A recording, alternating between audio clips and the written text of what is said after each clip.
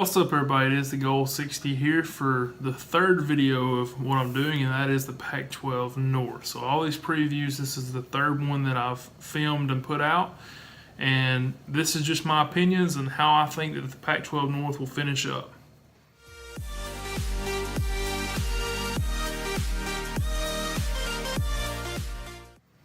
So just like the other two videos, the SEC videos, I told you that at the start of the video I'd try to give you kind of insight of how I come up with these. The next step that I went through was actually taking every schedule of all the Power 5 schools and taking these projected stats that I have and just comparing them, almost like, all the way through the season, just to try to get a winner for each game.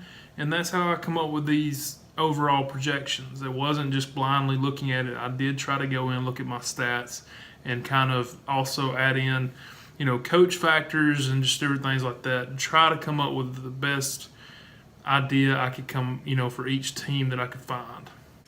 So let's get the Pac-12 North going, and the first team is not going to be a shock to anybody, and that's Washington. And the biggest thing I like about Washington is just the depth that they've built. From their starting groups all the way through their 2 deep, and even some of their position groupings, and they're 3 deep. They're bringing back 8 players on offense, including, the quarterback, and they've got a really good running back up there, and 9 on defense. So almost the entire defense coming back this year. This team was in the playoffs a couple years ago, and I don't see any reason they can't make it back this year. Now, they do have a brand new offensive coordinator, as their offensive coordinator actually went to Oregon State to become the head coach there. The new one is Bush Hamdan. And I don't know a lot about him, but I do know he was there a couple years ago. He left last year and came back this year to take over the OC spot. Now, last year they were +9 in turnovers, so I expect that to come down a little bit like I've talked about in other videos. You kind of expect a regression to the mean, but these good teams like this, you don't expect a big regression, just maybe something like +5 or +6, something of that nature. And it may even get better, according to how well this team prepared and got ready for the season. As far as projected stats, I have rushing for 210 yards a game. I have passing for 200 yards a game. I have them giving up 125 yards on the ground a game and giving up 180 yards passing. As far as big games, I do open up with Auburn in Atlanta week 1. That'll be a good test for them. Auburn's going to be a good team, and this will be a huge game for the Pac-12. They're at Oregon week 7. And they also host Stanford week 10. So I actually have them going 11-1 and 9-0 in the conference. And so that is good enough for 11-1, and the over-under is 10, so it's just not enough to give a play there.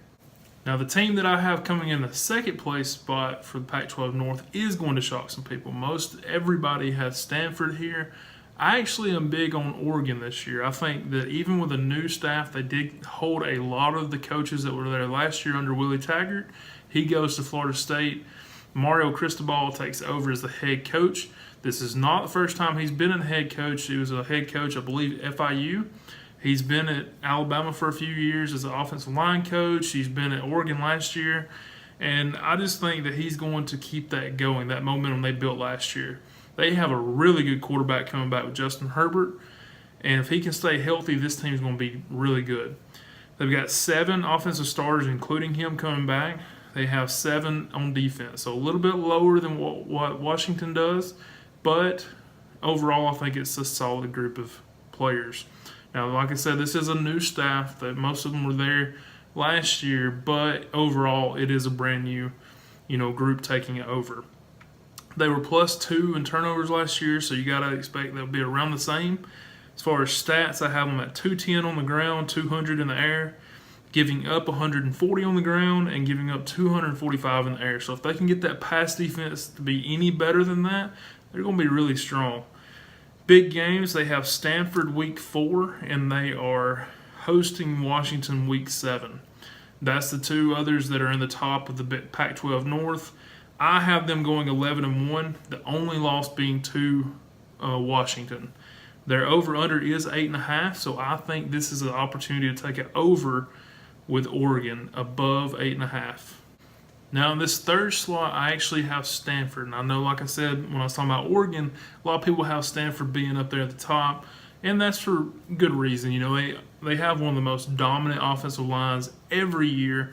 They have Bryce Love. They have several reasons, good coaching staff to, you know, be up in the top of the Pac-12 North year in, year out. But this year, I have them finishing third. They've got 9 offensive starters coming back. They have 6 defensive starters coming back.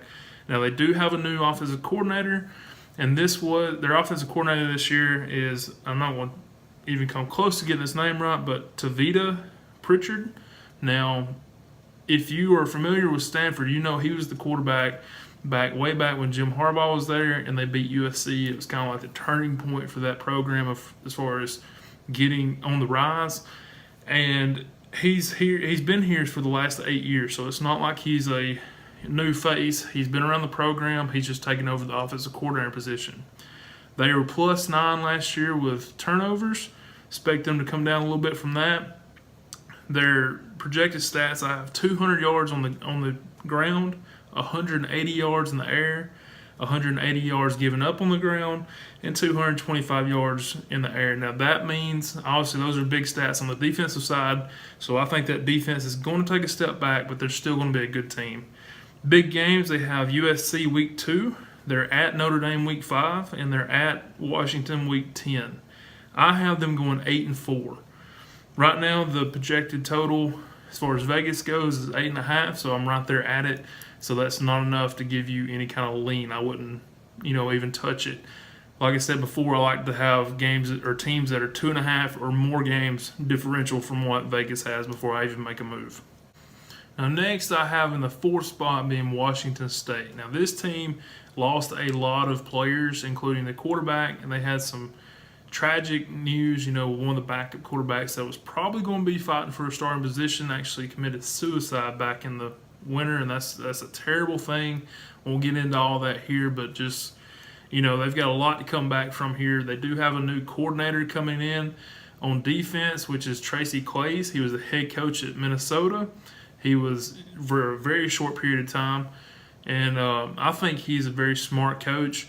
They have 4 offensive players coming back, 6 defensive players coming back. So like I said, they've got a lot to improve on there. They were -4 in turnovers, so hopefully they can get a little bit better there.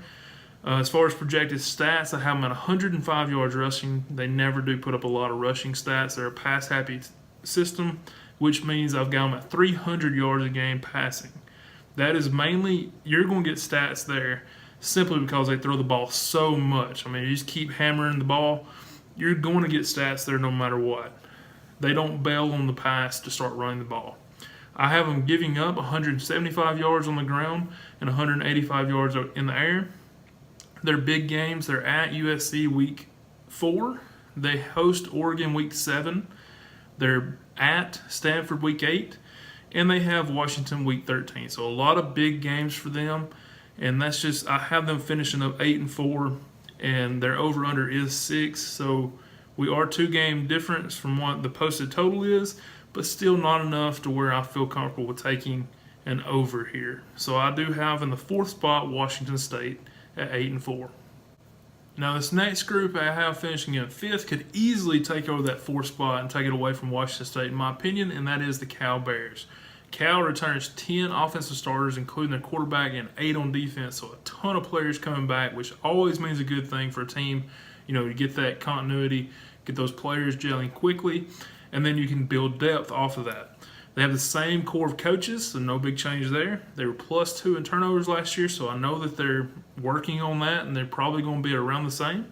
I have them projected at 140 yards on the ground, 270 yards in the air, 190 yards given up on the ground, and 225 given up through the air. I have them going 6-6. I feel like that is a very, conservative 6-6. Honestly, they could be better than this. When I ran through all the stats, that's kind of how it came. And there were a lot of close games that it had it projecting them to lose, but like I said, with less close games, it could go either way. So therefore, the total right now posted 6.5. I'm right there at it, and not enough to make a move, but I do expect this team to be a little bit better than what I've got them projected at now. The last team I have in the Pac-12 North is Oregon State. They're fighting from the bottom up. They're trying to build. It's just tough. That is a pretty strong division, especially this year. And they have a brand new coach in Jonathan Smith, who, if you know anything about Oregon State, he did play there in the early 2000s as a quarterback, so he knows a lot about offense. You know, he's had success at the school he's going back to as a player, so hopefully he can get something going over the next few years for them. Now, they have 7 players coming back from offense, 8 from defense, so, you know, pretty decent amount, but it just isn't a lot of talent there. They were -8 in turnovers, so that's going to lose you a lot of games no matter who you are. That's tough to come back from, especially when you don't have a lot of talent. If you can take care of the ball, you can overcome a lot of things. This is just not one of those teams. I have them getting a little bit better there. As far as projected stats, I have them 140 on the ground, 175 in the air, giving up 235 and 220. So if they can get a little bit better defensive play, maybe they can do a little better. I have them going 2-10, which the over-under is posted 2.5. So, you know, not too. I'm right there on top of that. So not a play there, but I just don't see a lot out of Oregon State this year. They're just, maybe in the future, maybe they can get something going, but not right now. As always, remember, thumbs up if you like the videos. Hopefully you did enjoy them. If you feel like there's something that you didn't agree with, make sure you comment. Let me know. Let's discuss it. Talk about what you think, you know, where your team's going to be. And also, if you need some new apparel, make sure you click that affiliate link in the description and check out Fanatics.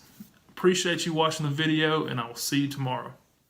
60% of the time, it works every time.